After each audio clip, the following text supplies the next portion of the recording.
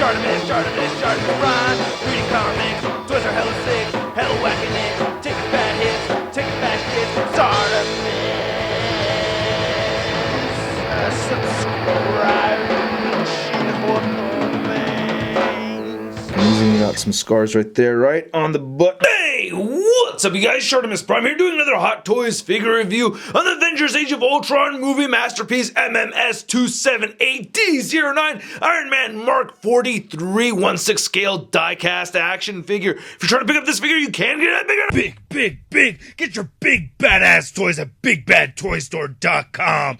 Click the link in the description below. Obviously, I have the Sideshow exclusive right over here. That comes with an extra battle damage helmet for the Mark 43. And I like the packaging of this. You get this clear plastic over this neat design over here that wraps around on the side. And then looking on the back over here, you can see all the people responsible for making the figure. If you want to read and pause it now, and then on the top over here, it says Avengers Age of Ultron. And then you can lift this guy up, and then you can see the Mark 43 foam casing right over there. And I like how it says Mark 43 all etched in the foam. Alright, let's get to it and crack this thing open. And here's the Mark 43 figure out of the packaging, which is essentially just a repaint of the Mark 42 Iron Man figure from the Iron Man 3 movie line.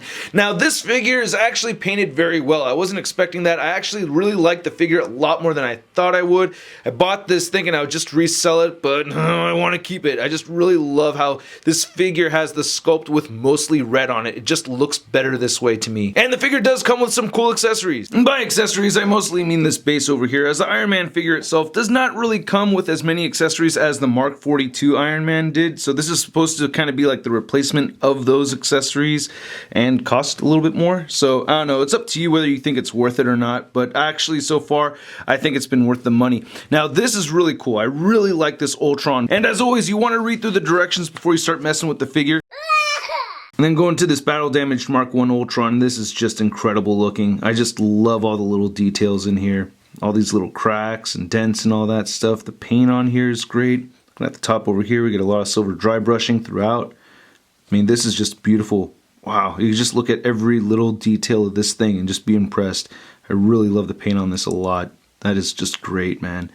Loving that rusted kind of look right there. Oh yeah, look at that hand. That is gorgeous. I just love the wear on the Avengers logo and the wear coming around on the sides over here. This is just great. You get all these nicely painted wires and pistons and all that stuff. These are kind of rubbery material right here, along with this piece right here. And it says Marvel at the bottom. You can move the arm up and down, and you can rotate the head, and you could also remove both of these pieces too. So if you want your battle damaged Ultron, ultra battle damaged, well, that's awesome. Yeah, you can do that. And the base itself looks really good too. I really like this plaque. We get this new etched design around the Avengers Age of Ultron logo. It says Mark 43. I really like the dirt and rocks over here. This is just beautiful looking. So realistic, man. Different colors of browns over here. And I just noticed this little port right here, so that's got to be for plugging in something, right? There's nothing in the directions or on the Mark 1 Ultron that lead me to believe that you're supposed to plug something in from this set right there. So I don't know. Might be from something else. I don't really know. You let me know if you know in the comments below. And then you can start littering the base up with some Ultron parts if you want to do that. If you just want it kind of just a little bit random, I guess. That looks really cool. And of course you get this metal rod that sticks up over here, and you get this nice clamp, you know, so we've seen this before. And they say that you're not supposed to put the die-cast figure on any other stand aside from this one. In the past I've seen that the dynamic posing stands actually do work out pretty well for the die-cast ones, but if you want to stick to the directions, only use that. So here's all the accessories that we get for the figure. We also get these 12 batteries over here, which I already installed in the figure. We also get a little screwdriver, and we get the function stick. Now the batteries don't match up with all the ports on the figure. What I mean is that we only get enough batteries for the reactor, both repulsors, and one helmet sculpt. But we get two helmet sculpts with the Sideshow Collectibles exclusive edition or whatever, so it would have been cool if they added 3 extra batteries for that, so I had to take them out of another figure and put them in there. Anyway, but we get these fisted hands right over here. We get these articulated hands. I'm always a big fan of these. These all move at the knuckle right there, and then you get 2 joints in each finger, 1 joint in the middle of the thumb, and then we also get this repulsor blast hand for each side too. And then they each come with their own little wrist guards, which are actually painted very nicely. I love the wear on these. Kind of wish we got a little bit of that wear on the hands, but oh well. I think this is looking really cool, and they have an R and L, so it helps you indicate which side you're supposed to put these on. You also get this little missile launcher over here, which I think is done very well. And this attaches the same way as the parts did on the Mark 42. You know, it's just magnetized. You don't have to remove the hand or the wrist guard first to do this, but just to demonstrate, you just split that in half right there, and then you can just take the top piece and just take the bottom piece, and these all port together nicely. So that looks pretty good, I like it. So here's looking at the first head sculpt, which I like a lot. This is just the regular white LED light up eyes. And I really like this little red paint that they have around the eye sections over here and around the mouth. It almost looks like when Hulk was possessed by Scarlet Witch and everything, which I don't remember Iron Man being possessed, while wearing the suit, but I think this is just really cool looking. I love the little dots right over here. Like we get some mud, we get some silver paint right here and right here, get some wear on the chin even. Just looks really good, man. I think they did a great job with this. This back of the helmet has a couple of dings in it and everything, and that's one thing I just like about this figure overall, is that it's got these little dents and shows of wear. But what I don't think is cool is the way you have to get his eyes turned on. So you have to take off the face mask right over here, which is actually really neat looking on the inside of it. You know, it has some sculpted detail, but we're gonna put that aside, and then you have to basically just take this front piece over here and split it open, kind of like how you do for Loki's helmet. And damn it, I don't like doing that because I don't like splitting apart plastic pieces just so I can get the eyes turned on. And then you put the batteries in here, which is actually super annoying. If you see this right over here, I mean, come on, man, these magnets are just taking the fun away from this thing. It's very, very difficult inserting those magnets in there. I actually had to get my wife to help me with that. And then here's the Iron Man helmet with the Robert Downey Jr. head sculpt underneath it. And again, they've done a very good job of replicating these two helmets. You can see all the little wears exactly the same on each of these. I think they did a great job with that. But anyway, you could reveal Robert Downey Jr. by just pulling this off. Again, nice detail right there on the inside of the faceplate. I like that. Then there's old Robert Downey Jr. and you just put this on top of his head right over here. Sometimes it blocks his eyes. And I think Ko Jun Lee and JC did a fantastic job on this head sculpt. It really looks like Robert Downey Jr. once again, just killing it. The paint came out great on this. The likeness to Robert Downey Jr. is just dead on. I like how the mustache came out and everything. I'm just going to take this off so you can see it a little bit better, but yeah, I like all the wrinkles and everything. I think it really captures the likeness of the actor. Just looks really good. And again, a profile shot right there. I don't know, I think they did a great job on this. The thing that bums me out is when I switch these heads out, the peg gets stuck in the head sculpt sometimes. That's very irritating. Then here's looking at the Sideshow exclusive battle damaged helmet sculpt, which is looking great, but making me feel really, really stupid right now because I cannot remember which part of the movie he looked like this. I don't remember him looking like this in the movie. And these eyes light up red, and I don't remember that either. By the way, there's going to be a new Collector Connection episode coming up real soon with me, Sean Long, and Pixel Dan, so stay tuned for that. We'll be talking about Avengers Age of Ultron. I meant to post that up earlier, but whatever. Anyway, looking at this, it does look good. I mean, I love the silver paint apps over here. That sculpted in gash across over the eye looks great. I love the fade going on. I love this little wear coming on right over here. That looks really good. So it's a great looking helmet sculpt. I just can't remember when he had this look during the movie. Let me know in the comments below if you can remember. I don't. And to get this to light up, you have to do the same stupid thing as you had to do with the other one. Then here's the battle damaged head sculpt with the LED lights on, and yeah, you can't really see it too well. Even comparing it to the LED lights on the regular helmeted version, you can see how much brighter this one is. One thing that's kind of neat about it though is that if you want to switch out the faceplates on these, you can do that, so it's not really weird. If you want to have a battle damaged Mark 43 but you don't want those red LEDs, you can change that too. And even turning off all the lights in my office room over here, it's still very, very dim. Now, just like on the helmet sculpts, we got a lot of tiny little details throughout on this thing, and I really like that a lot. You can see it right there on the bicep too.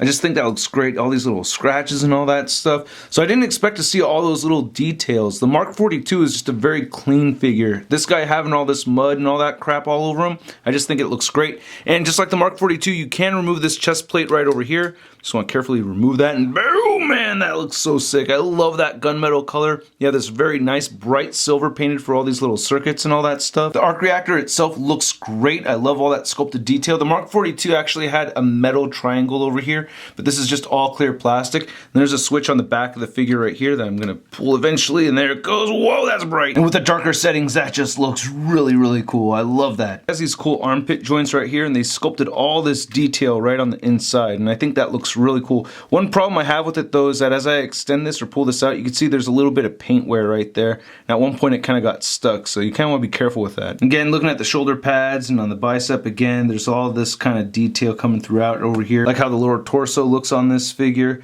Just overall, this paint scheme is just so much cooler to me than the Mark 42, and I really love that fading that we're getting on that gold piece right there by the knee. That is sick. Just all kinds of little details through and through on this guy, even on the toes. This has a little flap right here on the back, and just like the Mark 42, you get this little panel right here on the front as well, and then this slides forward and back right here too, so it allows some toe articulation. Here's looking at one of the bottom of the feet, it says Marvel right there. And here's looking at the back of the figure, just looking really good. And this is a very hefty figure, by the way. It weighs about the same as the Mark 42, so it's your standard weight for a die-cast 1/6 scale figure. You can see that switch right over there that I pulled. He also has switches right here on the inside for the reactors, so I'll show that off in a second. And then he can lift these little wind brakes right over here on his back. Sometimes that can get stuck, but there you go. And that looks really good too. A lot of nice silver paint underneath right here.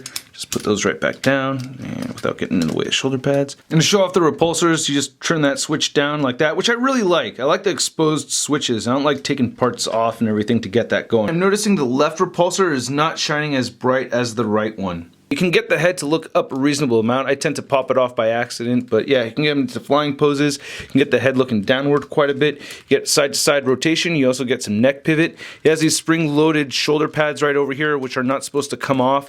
He has this interesting armpit joint where you can pull it out of place right there, and then you can get it to swing forward and back a little bit. It's kind of tricky because these ball-jointed shoulders still pop off very easily. This right arm was actually detached before I even took the figure out of the box. So, but you can see how that armpit joint swings inward right there. Get the arms to move outward. You can rotate them forward. Bicep swivel. You're only supposed to bend the elbow at 90 degrees as it says in the directions, but I can get it bending that much. You get this diaphragm joint over here. What you want to do is you can just turn it side to side. You can get them crunching forward and back some, but I like to hit that button and let it shift upwards, so it has the same function as the 42. You can get it to move forward that much, and it can move back that much. And the side to side movement is just mostly up here. I can't get side to side movement down here or at the waist. You get these little flaps right here above the hips, or around the hips anyway, so you get 4 of those that you could lift up, and that allows for a lot of hip articulation, which are very strong. These legs don't pop off nearly as much as they did on the 42. You can get them to kick forward, but this button right here keeps tabbing on me, which is frustrating, but yeah, this is basically allowing more leg articulation, and you're supposed to just hit a button for that to work, but for some reason on mine it just detaches whenever I try to move the legs forward, so that's a bit annoying. It can move back very far. You get rotation here at the upper thigh. You do get the double jointed knees that bend in that much. Get the flaps over here. You get the ankle that can move downward, and you want to kind of shift the ankle down a little bit, so it does shift away from the calf area, where it can move up, down, ankle pivot, and you do get toe articulation. This is a 1/6 scale figure. He's standing close to about 13 inches tall. And then for your repaint comparison, here's the Mark 42 compared to the Mark 43. And then here's Mark 43 compared to a previous Avengers movie armor. We have the Mark 7. Thanks so much for the Lone Chew. Oh, I wish I had this figure. Oh, guess I'll have to settle for a Mark 43. Oh, boo-hoo. Here's Mark 43 Iron Man compared to the Age of Ultron Captain America Hot Toys figure. And I feel like they're standing a little bit closer to the same height than I'd actually like. I was hoping Iron Man would be just a little bit taller than Cap. Here's our Hot Toys Mark 43 compared to our Marvel Legends Mark 43 and Lego Mark 43. And here he is next to the Marvel Legends Big Time Letdown Spider-Man. So like the Mark 42, you can get this figure in a decent flying pose. And as I mentioned earlier, off the bat, I did not think this figure was going to be worth the money, especially it just being a repaint. But they did a great job repainting this figure. So if you have the money to get it, I say go ahead and get it. If you can dodge the Sideshow exclusive, I recommend that, because I just don't think that extra head sculpt is worth any extra money. Anyway, hope you guys liked my video. If you did, please hit the like button. Click on any of these buttons over here for more Shart in your face. Don't forget to follow me on Facebook, Twitter, and Instagram. And check out MarvelousNews.com for a photo gallery of images from this review. I'll catch you guys later. Peace.